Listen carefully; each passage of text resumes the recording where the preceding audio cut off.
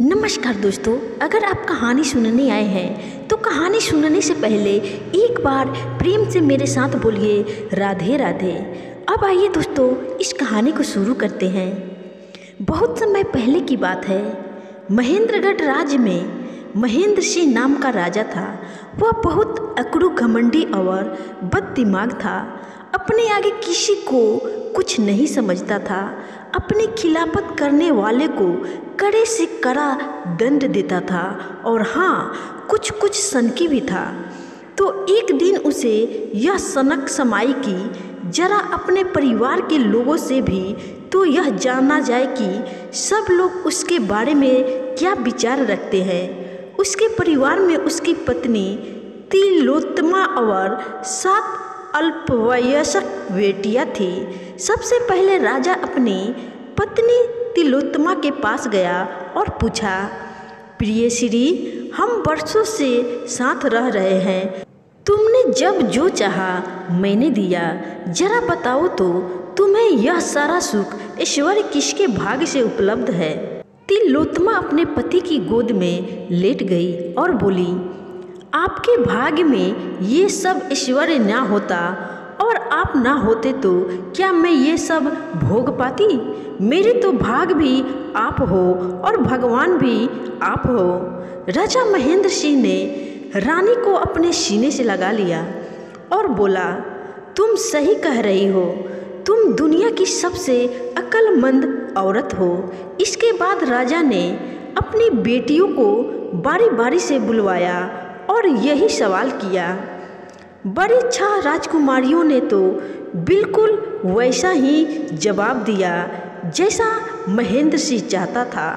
लेकिन सबसे छोटी राजकुमारी फूलकुमारी ने कहा, पिताजी, सबका भाग रचने वाला भगवान है। उसी ने मेरे भाग्य में यह सुख लिखा है और उसी के लिखे से मैंने आपकी पुत्री के रूप में जन्म लिया और मुझे मेरे भाग्य से यह सारा सुख उपलब्ध है। फूलकुमारी के इस जवाब से सनकी राजा एकदम सनक गया। फिर भी अपने गुस्से को काबू में रखते हुए बड़े प्यार से बोला, मेरी छोटी सी प्यारी सी गुड़िया, लगता है तो मेरी बात ठीक से समझी नहीं। मैं यह पूछ रहा हूँ कि मेरे घर, मेरे राजमहल में तू जो रोटी खाती है किसके भाग्य से खाती है। कौन खिलाता है तुझे रोटी और कौन खिलाता है तुझे पकवान। फूलकुमारी ने जवाब दिया, मेरा भाग्य खिलाता है पिताजी। जिस दिन मैंने आपकी पुत्री के रूप में इस धरती पर जन्म लिया, उसी दिन से मैं अपने भाग्य की रोटी खाती हूँ। इस दुनिया में सब अपने अपने भाग्य की रोटी खाते हैं, मैं भी अपने भाग्य की रोटी खाती हूँ। अब तो राजा महेंद्र सिंह का धैर्य जवाब दे गया। वह भड़क उठा और करकरा कर बोला, क्या कहा। यह सारा सुख जो मैं तुझे दे रहा हूँ तुझे तेरे अपने भाग्य से उपलब्ध है। मूर्ख, तू मेरी अनुकंपा को अपना भाग्य बताती है। निकल जा मेरे घर से, मैं तेरी शक्ल भी नहीं देखना चाहता।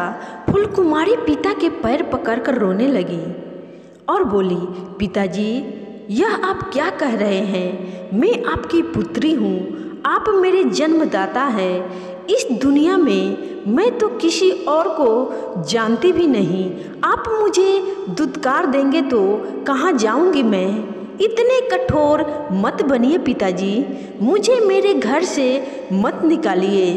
फिर ये बात सुनकर उसके पिता राजा महेंद्र सिंह ने बोला, खामोश बिगड़ेल लड़की, इस घर को अपना घर मत कह, यह मेरा घर है। और उसने लात मारकर फूलकुमारी को पड़े ढकेल दिया और दासियों को आवाज दी और उनके आने पर आदेश दिया कि फूलकुमारी के शरीर से राजसी वस्त्र और आभूषण उतारकर उसे किसी दासी की गंदी और फटी चिथरी मैली सी पोशाक पहना दो।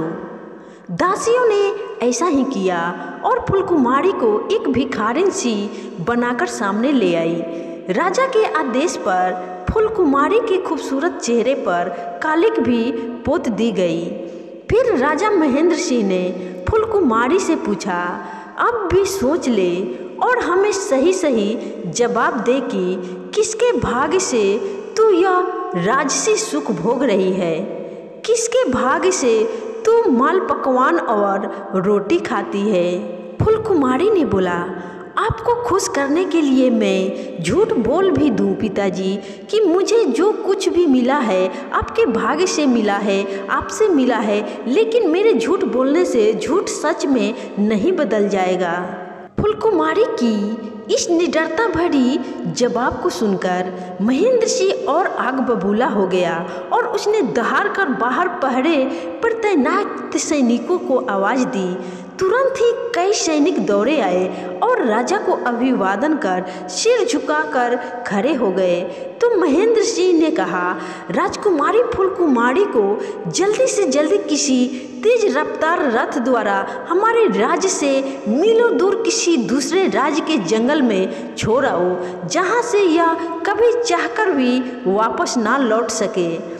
बहुत घमंड है इसे अपने भाग्य पर, तो आज से यह दूर राज्य के जंगल में भटक कर भूखी मरेगी। फूलकुमारी रोती रही मगर राजा महेंद्र सिंह नहीं पसीजा। राजाज्ञा टालने की हिम्मत किसी सैनिक में भी नहीं थी। सैनिक फूलकुमारी को घसीटते हुए ले गए और उसे बहुत दूर किसी राज्य की सीमा से सटे जंगल में छोड़कर वापस लौट आए। अपनी सनक में ऐठे सनकी राजा महेंद्र सिंह का जीवन फिर से पहले की तरह चलने लगा। लेकिन उधर राजकुमारी फूलकुमारी के साथ क्या बीती। फूलकुमारी भूखी प्यासी भटकती भटकती एक ऐसे विशाल मार्ग पर पहुंच गई जहां एक बेहद विशाल और शक्तिशाली राज विजयगढ़ का नगर सेठ धर्मसिंह विदेशों में व्यापार करके अपने दल बल काफिले के साथ 5 वर्ष बाद वापस विजयगढ़ लौट रहा था। धर्मसिंह बहुत प्रसन्न था कि आज 5 वर्ष बाद वह अपनी पत्नी और एकमात्र पुत्री से मिलेगा। अचानक धर्मसिंह के विशाल रथ के आगे आकर फूलकुमारी बेहोश होकर गिर गई। धर्मसिंह के सेवक उसे उठाकर धर्मसिंह के पास लाए तो उसके गंदे चेहरे के बावजूद उसके नाक नक्श देखकर उछल पड़ा और बोला, यह क्या? यह तो बिल्कुल मेरी पुत्री फूलकुमारी जैसी लग रही है, लेकिन यह यहाँ क्यों भटक रही है और ऐसे भिखारिन के लिबास में कैसे है? धर्मसिंह फूलकुमारी को अपने साथ लिए विजयगढ़ में अपनी शानदार कोठी में पहुंचा तो उसकी पत्नी सावित्री उसके साथ एक युवा भिखारिन को देख चौंक पड़ी। यह आप किस भिखारिन को ले आए हैं? धर्मसिंह बोला, ये भिखारिन मुझे तो यह अपनी बेटी फूलकुमारी जैसी लग रही है। बेशक उसे मुझे 5 वर्ष हो गए हैं, लेकिन वही नाक नक्श है, बिल्कुल वैसी ही लग रही है यह कन्या। तब सावित्री बोली, मगर हमारी बेटी फूलकुमारी तो 5 वर्ष पहले आपके व्यापार के लिए विजयगढ़ के प्रस्थान करने के 5 दिन बाद ही एक जहरीले सांप के काटने से मर गई थी। अपनी पुत्री की अकाल मृत्यु के समाचार से सेठ धर्मसिंह दुखी तो बहुत हुआ, लेकिन यह भी जबरदस्त संजोग और विधि का चमत्कार ही था कि उसकी पुत्री का नाम भी फूलकुमारी था और कुछ कुछ शक्ल भी राजकुमारी फूलकुमारी जैसी थी। सेठ धर्मसिंह की दासियाँ राजकुमारी फूलकुमारी को होश में लाई और सेठ एवं सेठानी के कहने पर उसे नहला धुलाकर अच्छे वस्त्र पहनाकर धर्मसिंह और सावित्री के सामने लाई तो दोनों हक्के बक्के रह गए। तुम कौन हो बेटी? तुम तो बिल्कुल हमारी बेटी फूलकुमारी जैसी लग रही हो, धर्मसिंह ने पूछा। और जब फूलकुमारी ने अपनी सारी अपबीती बताई तो सेठानी सावित्री सेठ धर्मसिंह से बोली, सुनो जी, इसका नाम भी फूलकुमारी है और बिल्कुल हमारी स्वर्गवासी पुत्री जैसी लग रही है, क्यों ना इसे हम अपनी बेटी बना लें? मैं भी यही सोच रहा हूँ, धर्मसिंह ने कहा। और उसके बाद फूलकुमारी सेठ धर्मसिंह के घर उनकी बेटी बनकर रहने लगी। कई वर्ष बीत गए। फूलकुमारी बड़ी होकर बहुत ही खूबसूरत युवती बन गई। उन्हीं दिनों विजयगढ़ के वृद्ध और बीमार राजा विजय सिंह का निधन हो गया और राज्य का सिंहासन युवा और कुंवारे युवराज विराट विक्रम ने संभाला। विराट विक्रम बहुत महत्वाकांक्षी था। उसने अपने राज्य के विस्तार के लिए आसपास के सभी राज्यों को आक्रमण करके जीत लिया और उन राज्यों के राजाओं और उनके परिवारों को कारागार में डाल दिया।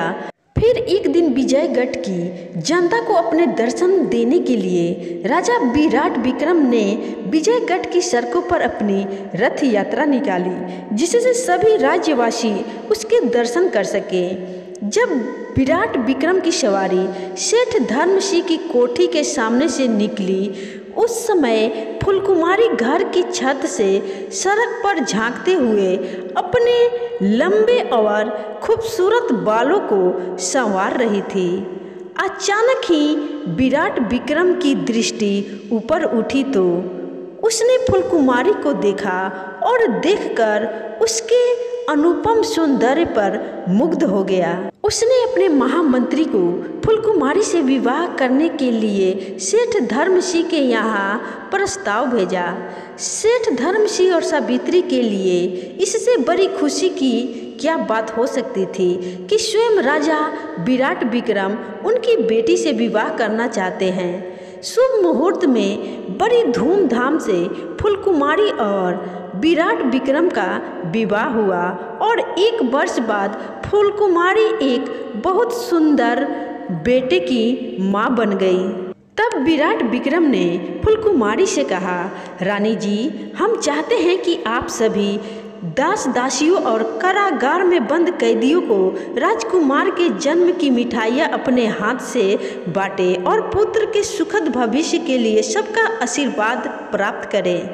जब फूलकुमारी मिठाई बांटने के लिए कारागार में गई तो वहां अपने माता पिता और बहनों को देख हतप्रभ रह गई। राजा महेंद्र सिंह, रानी तिलोत्तमा और फूलकुमारी की बहनों ने उसे नहीं पहचाना, लेकिन वह सबको पहचान गई। किंतु उसने अपने परिवार के सामने यह नहीं कहा कि वह वही फूलकुमारी है जिसे पिता ने दुत्कार कर घर से बाहर निकाल दिया था। फिर उसने अपने पति विराट विक्रम के निकट पहुंच फूलकुमारी ने उससे कहा, सुनो जी, मैं चाहती हूँ कि पुत्र जन्म की खुशी में आप सभी कैदियों को कारागार से आज़ाद कर दे।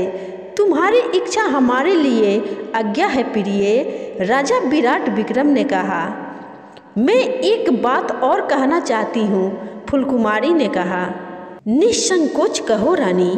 विराट विक्रम बोले, आपके कारागार में कैद महेंद्रगढ़ के महाराज महेंद्र सिंह और रानी तिलोत्तमा मेरे वास्तविक माता पिता है। आप उन्हें एवं मेरी बहनों को आज़ाद करने के साथ साथ मेरे पिता को उनका राज्य लौटा दें। फूलकुमारी ने कहा और बताया कि किस तरह उसके पिता ने उसे अपने घर से बाहर निकाल दिया था और फिर भाग्य ने उसे माता पिता के रूप में सेठ धर्मसिंह और सावित्री दिए और सेठ और सेठानी ने उसे अपनी सगी बेटी की तरह पाल पोस कर बड़ा किया। सब कुछ जानकर राजा विक्रम विराट ने कहा, तुम्हारा दिल बहुत बड़ा है रानी। राजा महेंद्र सिंह ने तुम्हारे साथ जो किया उस पर हमें उनके लिए दया करना उचित तो नहीं लगता, लेकिन हम तुम्हारी इच्छा का सम्मान करते हुए सभी कैदियों के साथ उन्हें भी आज़ाद कर देते हैं और उनका जीता हुआ राज्य भी उन्हें लौटा देते हैं। राजा विराट विक्रम फूलकुमारी से इतना ज़्यादा प्यार करने लगा था कि वह अपनी पत्नी का अनुरोध ठुकरा नहीं सका और महेंद्र सिंह एवं उनके परिवार को आज़ाद करके महेंद्रगढ़ का राज भी उन्हें लौटा दिया। अपने परिवार को वापस महेंद्रगढ़ जाने के लिए विदा करते हुए फूलकुमारी ने अपने पिता से मुस्कुराते हुए कहा, पिताजी, आपने मुझे नहीं पहचाना। मैं आपकी ठुकराई हुई बेटी फुलकुमारी हूँ और देखिए मेरे भाग्य ने आज भी मुझे सारे सुख प्रदान कर रखे हैं। आप भी बेशक मेरी वजह से ही फिर से अपना पुराना सुख भोगने जा रहे हैं, पर जरा बताइए तो इसके पीछे किसका भाग्य है? मेरा भाग्य? नहीं नहीं, तेरा भाग्य, महेंद्र सिंह हड़बड़ा कर बोला। फुलकुमारी हंसी। पिताजी, ईश्वर हर वक्त का भाग्य अलग अलग लिखता है, सबके भाग्य का बंटवारा वही करता है। आपने मेरे पति की कैद में अब तक जो कुछ भोगा वह आपका भाग्य था, और आपने जब मुझे अपने राजमहल से दुत्कार कर निकाल दिया वो मेरा भाग्य था। इस संसार में कोई किसी के भाग्य की रोटी नहीं खाता, सब अपने अपने भाग्य की रोटी खाते हैं। रानी तिलोत्तमा और फुलकुमारी की सभी बहनें बरसों बाद फुलकुमारी को अपने सामने पाकर उससे लिपटकर खुशी के आंसू बहाने लगी। महेंद्र सिंह भी सिर झुकाए आंसू बहा रहा था, किंतु अपनी सबसे छोटी बेटी के प्रति किए गए अपराध की शर्मिंदगी उसके चेहरे पर साफ झलक रही थी।